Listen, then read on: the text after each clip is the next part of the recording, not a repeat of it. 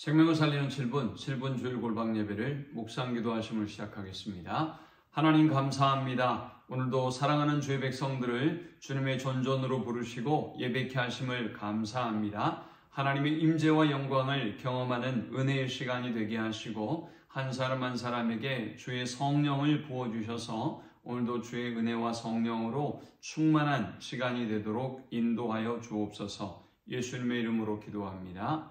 아멘. 찬송 524장 드리겠습니다. 갈 길을 밝히 보이시니 주 앞에 빨리 나갑시다. 우리를 찾는 구주 예수 곧 오라 하시네. 죄악 벗은 우리 영혼은 기뻐 뛰며 주를 보겠네.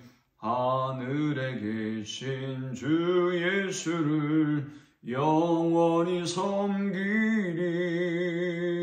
우리를 오라 하시는 말 기쁘게 듣고 순종하세. 구주를 믿기 지체 말고 속속히 나가세. 죄악 벗은 우리 영혼은 기뻐 뛰며 주를 보겠네. 하늘에 계신 주 예수를 영원히 섬기리. 주 오늘 여기 계시오니 다 와서 주의 말씀 드세. 듣기도 하며 생각하니 참 진리시로다. 죄악 벗은 우리 영혼은 기뻐 뛰며 주를 보겠네. 하늘에 계신 주 예수를 영원히 섬기리. 오늘 이 시간에 주시는 살아계신 하나님의 말씀은 마가복음 10장 23절에서 31절의 말씀입니다. 예수께서 둘러보시고 제자들에게 이르시되 재물이 있는 자는 하나님의 나라에 들어가기가 심히 어렵도다 하시니 제자들이 그 말씀에 놀라는지라. 예수께서 다시 대답하여 이르시되 얘들아, 하나님의 나라에 들어가기가 얼마나 어려운지 낙타가 바늘기로 나가는 것이 부자가 하나님의 나라에 들어가는 것보다 쉬우니라 하시니 제자들이 매우 놀라 서로 말하되 그런즉 누가 구원을 얻을 수 있는가 하니 예수께서 그들을 보시며 이르시되 사람으로는 할 수 없으되 하나님으로는 그렇지 아니하니 하나님으로서는 다 하실 수 있느니라. 베드로가 여짜와 이르되 보소서, 우리가 모든 것을 버리고 주를 따랐나이다.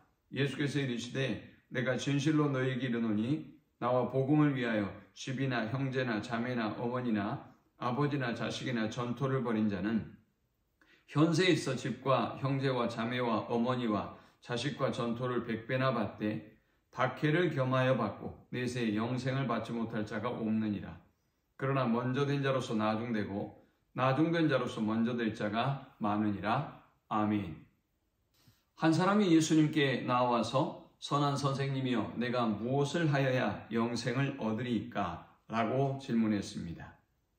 예수님은 그에게 내가 계명을 안 하니 살인하지 말라, 간음하지 말라, 도둑질하지 말라, 거짓 증언하지 말라, 속여 빼앗지 말라, 내 부모를 공경하라 하였느니라 라고 했습니다. 예수님의 이 말씀을 들은 이 사람은 선생님이여, 이것은 내가 어려서부터 다 지켰나이다 라고 고백합니다. 그때 예수께서 이렇게 말씀하셨습니다. 내게 아직도 한 가지 부족한 것이 있으니 가서 내게 있는 것을 다 팔아 가난한 자들에게 주라.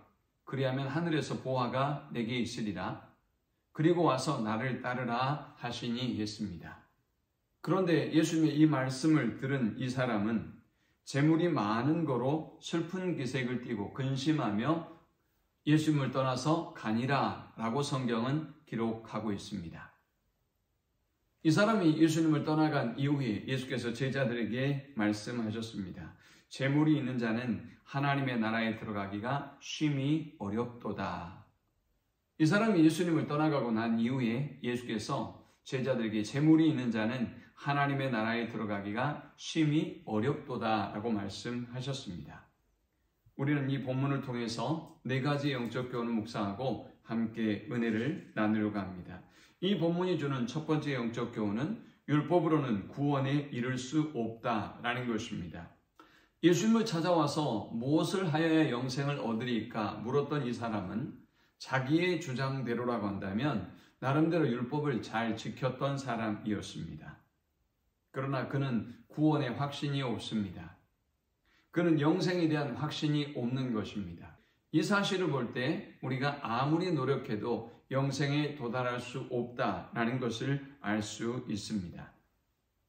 그리고 사실 이 사람은 율법을 다 지킨 것이 아니죠.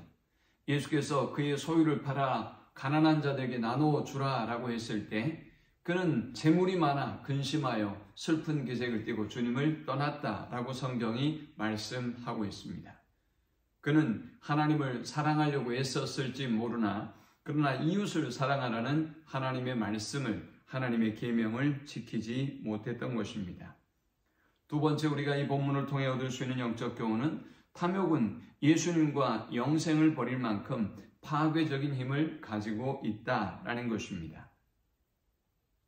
너의 소유를 팔아 가난한 자에게 나눠주라 라는 주님의 말씀을 들은 이 사람은 재물이 많은 거로 이 말씀으로 인하여 슬픈 기색을 띠고 근심하여 가니라 라고 성경은 기록하고 있습니다. 영생을 구하러 예수님을 찾아왔던 이 사람은 자신의 탐욕으로 인하여 영생을 포기하고 예수님을 포기하고 떠나갔던 것입니다. 여러분, 이렇게 탐욕은 무서운 힘을 가지고 있습니다. 그래서 주님은 탐욕이 곧 우상숭배다 라고 말씀하고 있습니다. 저와 여러분이 하나님보다 더 사랑하는 것이 있다면 회개하고 결단하고 주님께로 돌아가는 우리 모두가 될 수 있기를 축원합니다. 세 번째, 이 본문을 통해 우리가 얻을 수 있는 영적 교훈은 소유권이 하나님께 있는 거듭난 하나님의 사람들은 영생을 보장받는다라는 것입니다.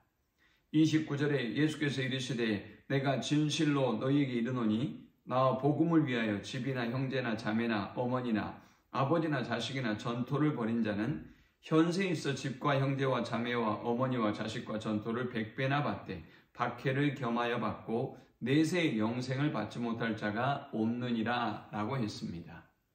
우리의 모든 소유가 하나님이 우리에게 주신 은혜임을 알고 하나님의 소유권을, 주권을 온전히 인정할 때 그들 중에 천국에 들어가지 못하는 사람이, 그 중에 영생을 받지 못할 자가 없다라고 주님은 말씀하고 있습니다. 거듭난 하나님의 사람의 소유권은 하나님께 있습니다. 우리의 모든 소유권이 하나님께 있는 거듭난 하나님의 사람은 영생을 얻지 못할 사람이 없습니다. 마지막 네 번째, 우리가 이 본문을 통해 얻을 수 있는 영적 교훈은 구원은 오직 하나님으로부터만 가능하다라는 것입니다. 주는 부자가 하나님의 나라에 들어가는 것이 심히 어렵도다라고 말씀하셨습니다. 그리고 예를 들어 설명합니다. 낙타가 바늘기로 나가는 것이 부자가 하나님의 나라에 들어가는 것보다 쉬우니라 라고 주님이 말씀하셨습니다. 부자가 하나님의 나라에 들어가는 것이 낙타가 바늘기로 나가는 것보다 더 어려운 일이다 라고 지금 말씀하고 있는 것입니다. 사랑하는 여러분, 그런데 우리가 주목해야 할 사실이 있습니다. 27절에 사람으로는 할 수 없으되 하나님으로는 그렇지 아니하니 하나님으로서는 다 하실 수 있느니라 라고 했습니다. 부자가 영생을 얻는 것은 이렇게 어려운 일이지만, 그래서 사람으로는 할 수 없는 일이지만 하나님으로서는 가능한 일이다 라고 말씀하고 있습니다. 사랑하는 여러분, 그렇습니다. 구원은 우리의 힘과 능력으로 가능한 것이 아닙니다. 구원은 우리로부터 출발하는 것이 아닌 것입니다. 구원은 하나님으로부터 하나님의 능력에 의하여 우리에게 주어진 바 된다는 사실을 알고 항상 그 은혜에 감사하고 주를 위하여 살아가는 주의 자녀들이 다 되시기를 축원합니다. 하나님 감사합니다. 귀한 말씀을 통하여 은혜 받고 깨닫습니다. 우리의 모든 소유가 하나님께 있음을 알고 하나님께 영광을 돌리며 감사하며 주를 위하여 살아가는 주의 백성들이 되도록 인도하여 주옵소서. 예수님의 이름으로 기도합니다. 아멘. 지금은 우리 주 예수 그리스도의 크신 은혜와 성부 하나님의 극진한 사랑과 성령의 인도 보교통 충만케 하심이 우리의 모든 소유가 하나님의 것임을 고백하고 하나님의 은혜임을 알고 하나님을 위하여 살기를 결단하며 성전을 떠나는 모든 주의 백성들의 머리 위에 이제로부터 영원토록 함께 있을지어다. 아멘.